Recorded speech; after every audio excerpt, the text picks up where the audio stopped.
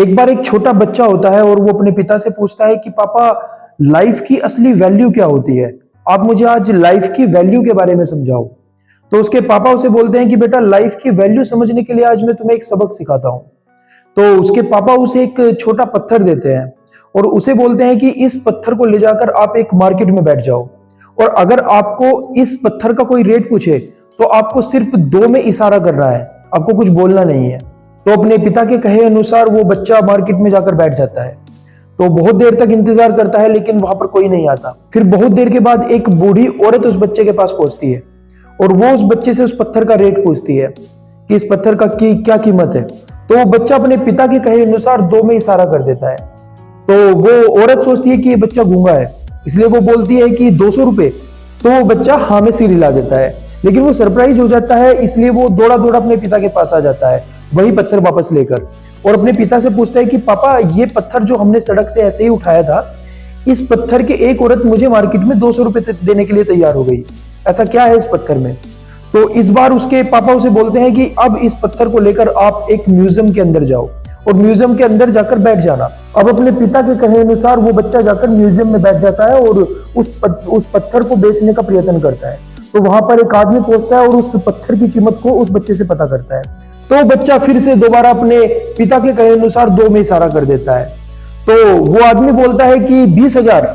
इस बार बच्चा और सरप्राइज हो जाता है और फिर दौड़ा दौड़ा अपने पिता के पास वापस पहुंचता है और बोलता है कि पापा, इस बार म्यूजियम में मुझे इस पत्थर के एक आदमी 20,000 रुपए देने को तैयार हो गया। तो इस बार उसके पिता बोलते हैं कि बेटा, अब तुम इस पत्थर को लेकर एक ऐसी दुकान में पहुंचो जो कीमती पत्थरों की हो।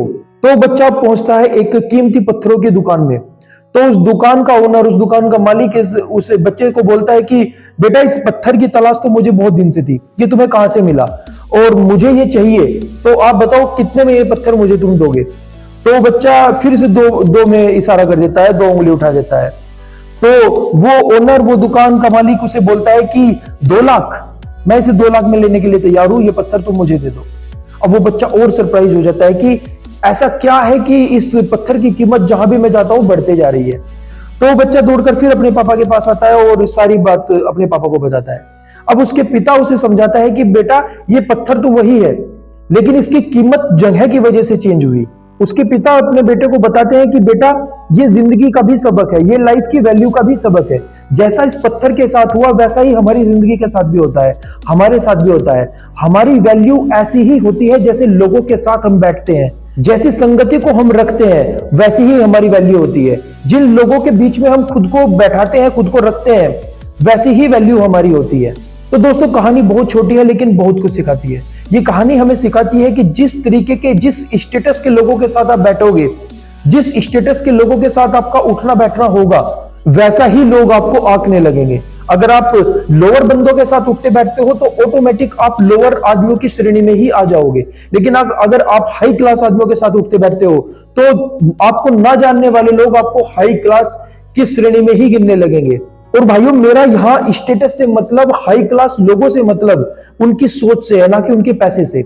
आदमी की क्लास उसकी सोच से होती है, आदमी का स्टेटस उसकी सोच से होता है, ना कि उसके पैसे से। तो दोस्तों, जिनका सोचने का तरीका अच्छा है, जिनके सोचने का तरीका हाई है, उन आदमियों के साथ अगर खुद को बैठाओगे, आपकी संगति बेटर होगी, तो आपकी लाइफ की वैल्यू भी ऑटोमेटिक बढ़ जाएगी। तो आपकी कीमत आपकी संगति है। तो दोस्तों, अगर मेरी ये स्टोरी, मेरी ये वीडियो आपको मोटिवेशनल लगी हो, कुछ सीखने को मिला हो, तो प्लीज चैनल को सब्सक्राइब करें और बेल आइकन को ऑन करें, लाइक करें वीडियो को, और कमेंट सेक्शन में मुझे बताएं कि ये वीडियो आपको कैसी लगी। जय श्री कृष्णा, जय श्री राम, जय हिंद, जय भारत।